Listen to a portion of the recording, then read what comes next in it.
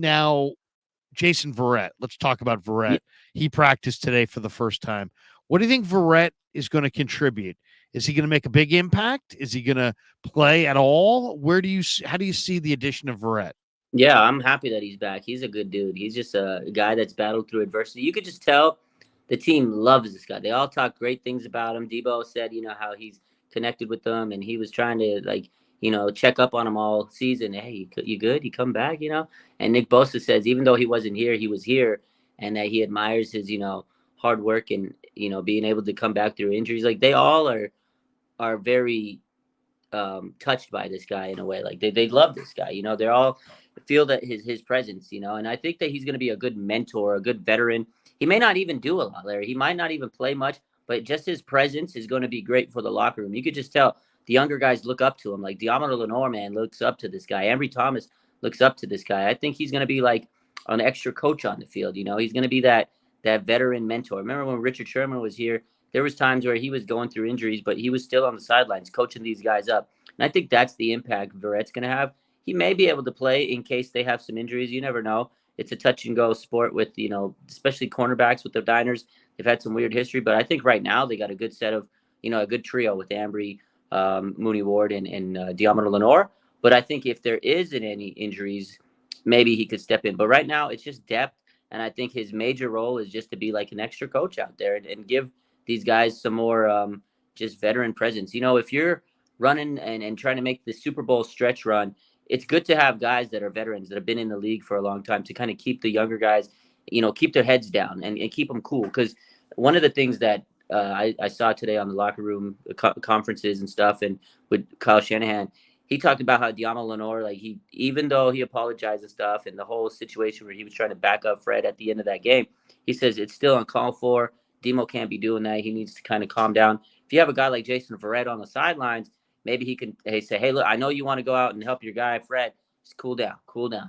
So I think that's the kind of presence we're gonna get from Jason Verrett.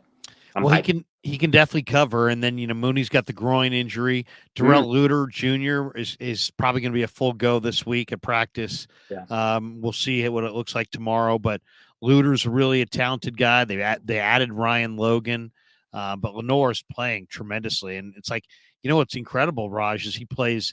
He plays a couple snaps inside. All of a sudden, there's an injury, and he goes outside. And I asked him about it today, and he's like, "Yeah, I played corner my whole life outside, so I'm comfortable out there no matter what." He almost made it seem like it's a bigger adjustment for him to go from outside to the slot than yeah. it is to go from the slot back outside. But he made a seamless transition, which was great. And I kind of feel like the Niners are in this part of this of their schedule where they're really going to depend on some younger players on their back end of their roster to Yeah. kind of stand up. Luter, I think, is one of them at corner with the injury to Ward.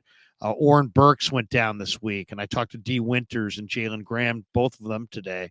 And both those guys are ready. They've been watching. They've been playing special teams. Graham made an amazing hit on special teams this last week. I think both those guys, Winters and Graham, are ready to step in for Burks at linebacker. And then there's no Hargrave or Armstead potentially.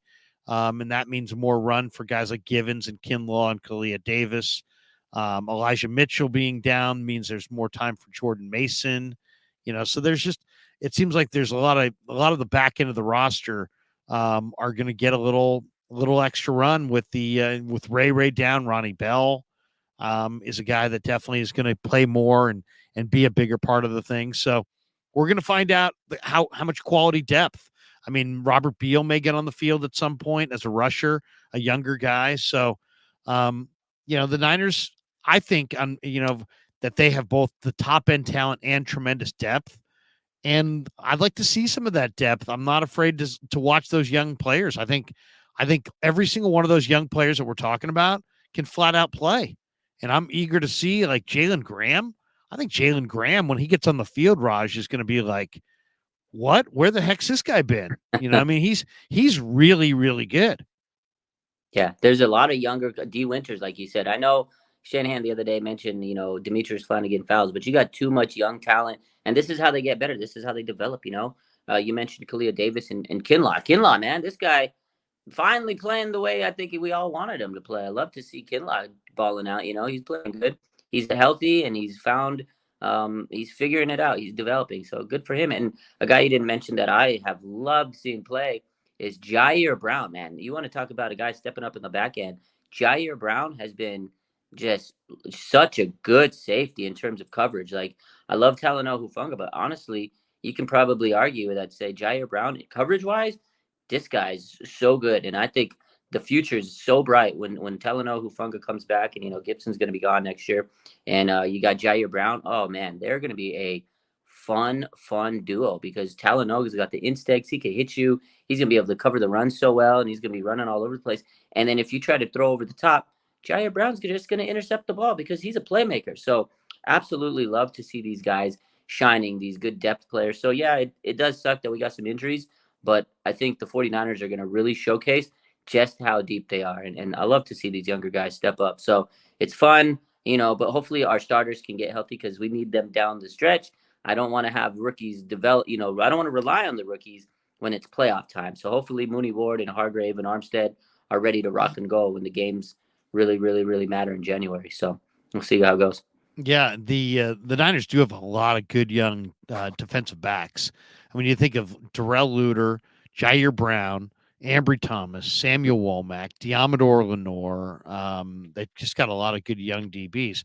I mean, that's a good group right there. They've done. I mean, they've got some. Despite not using high picks on these players, they have some really talented players on the back end of their defense. And this is the time of the year. If you're going to keep progressing as a football team and keep getting better, you're going to have injuries. So how good is your depth? How good are the guys off your bench?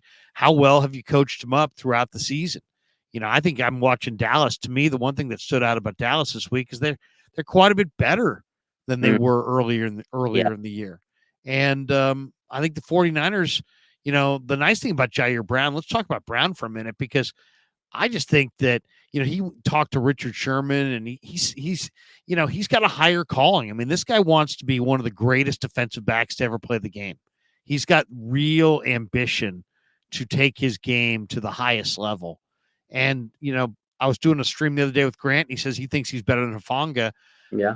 I kind of do too, as far as upside. I think Hufanga is so smart and so instinctive that he can be an impact guy. But I think Brown's bigger, stronger, faster, bigger hitter, equally good in the box and in coverage. I think Jair Brown is a tremendous player, and you're seeing him get better every week.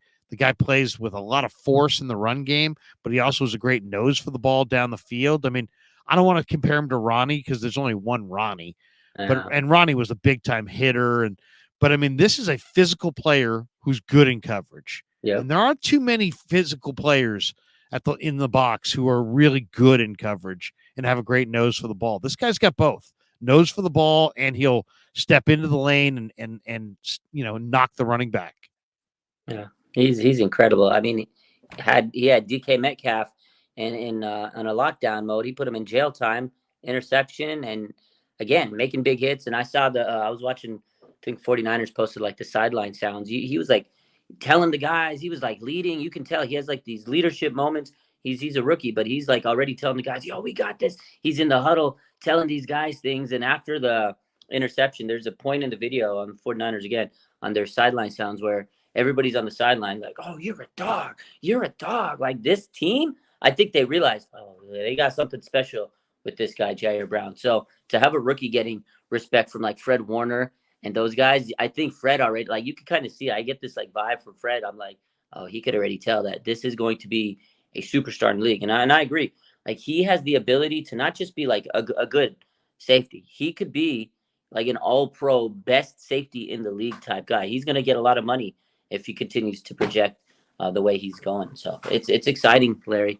I like this young.